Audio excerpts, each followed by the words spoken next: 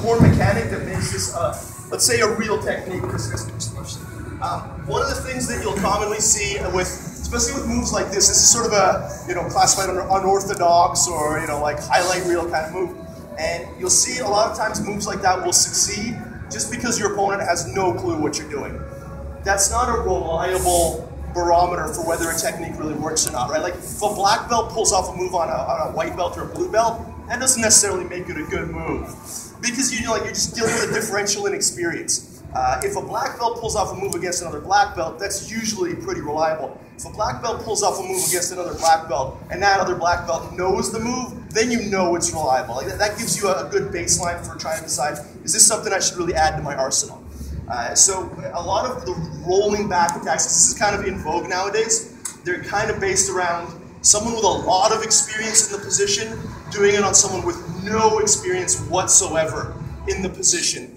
And it seems like a good idea, but then when you investigate the finer details, it's not really functional. So, and I'm probably gonna get some, like I'm on record with a lot of people about, I think that the berimbolo is not a particularly functional move because it's not based on proper mechanical control. If I don't choose to sit down in my butt and give you the lever to my leg, you can't really do it.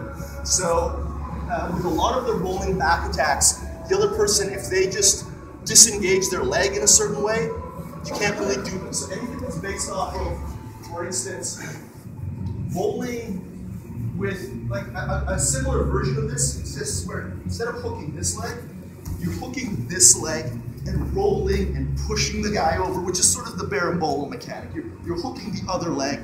And there are a couple of flaws with that. One is the other guy has to choose to stay there. And almost everyone does at the beginning until they start to figure out the position. Like a lot of times nowadays when someone goes for berimbolo, you can re-berimbolo them. There's all this like stuff that's evolved off it. The core mechanic here is that if I turn correctly and I sit on the hip, he can't really remove my hook, my control. What I've got now is, again, like I mentioned about levers to the hip, right? As I start to roll through here, I control both these levers, and I'm using a strong hamstring curl to push mechanism. When I get this control here, I now control opposite corners of his body. And that's a fundamental control scheme that you'll find in any good sort of dominant position. If I can keep someone from turning in and turning away, I have full control. If you don't have full control throughout the movement, then the movement is not a sound movement. Anything that's, again, surprise-based is not a sound movement, because as soon as someone knows this move, they're rolling away from you, or they're trying to free their leg. There's all these basic things you can do to sort of reverse engineer the position, right? But those things don't, like, if they don't create a positive development, right? Like, for instance, the question came up earlier, going back. If I'm mad at you and you're holding on to my leg, I'm trying to get this leg out. If I start to do this and you just unhook the leg, well, that's not a positive development for you. You just let me get the full mount just so you can keep me from doing my cool move that I like doing. And that's what happened to me. When I developed this, when I was starting to get good at it, like I learned it, like I said earlier, off of YouTube, and it wasn't until I learned the proper details from Ryan Hall that I was able to execute it on people who were proficient in the position. But my training partners, as soon as I would do this, they would just let go. And they're like, come on, man, like, we fighting or what? Like, you just don't want me to do my move? That's not a solution. A solution has to be based on him actually, escaping the position or something like that.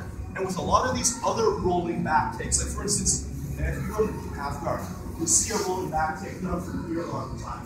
Where you kind of turn the legs away, drop back like this, kick the guy over, and do that. I've seen a lot of Mendes brothers use it, I've seen a lot of people use it. It's okay, but once you know that movement, what you'll see is, right now, when I get to this point, my leg is perfectly straight. And he can actually counter me by going into this rolling back attack position. And I go like this, he keeps this leg hooked in here. And now look where we are.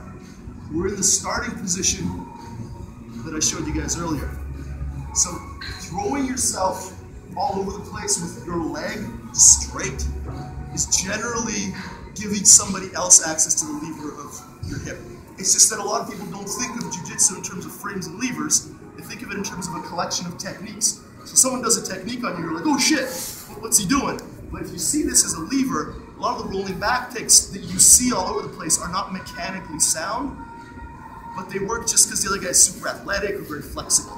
So I know I'm kind of meandering right now, but if you do this with the frame of mind where you're creating a lever in someone's hip, and then as soon as you start to move them, you need to control the opposite corner of their body, you're going to be successful with this. Because now, like, I can maybe unhook my leg somehow, but so because he still has this control, he has it. So the lower body control that we're using, as long as it's by itself, there's a counter possible. Like, we're just hanging out here. Yeah, maybe I kick this off, maybe I free myself, but because we're immediately transitioning to this control, now because of this opposite corner control, especially as John moves deeper through it, he switches into this. Now I'm really screwed. The only thing I've got left here is trying to deny him this last hook, which we're going to get into now. And so keep that in mind. The version of this that I'm presenting you, and it can be done, like for instance, just to reference the deep half guard. So the sort of a less technical version is the one I just did, sort of off that. But if I go here, now I'm in the same position that I started to be in. I'm using the mechanically correct version of the rolling back attack. And so focus as much as you can when you're bowling on reaching for that arm as early as possible and keeping your just again go to one of the knee here, keeping your knee your ankle in the bend of the other person's knee. If I roll through here and let's say my leg went through like this, now John, you start doing a hamstring curl. Yeah, he's acting on the lever to my hip now. I no longer have a rolling back attack. The whole thing is based on my ankle being in here. The person who has that position is controlling this position, and then the person who gets arm control is really controlling the position. Does that kind of make sense conceptually? All right. So let's stop that.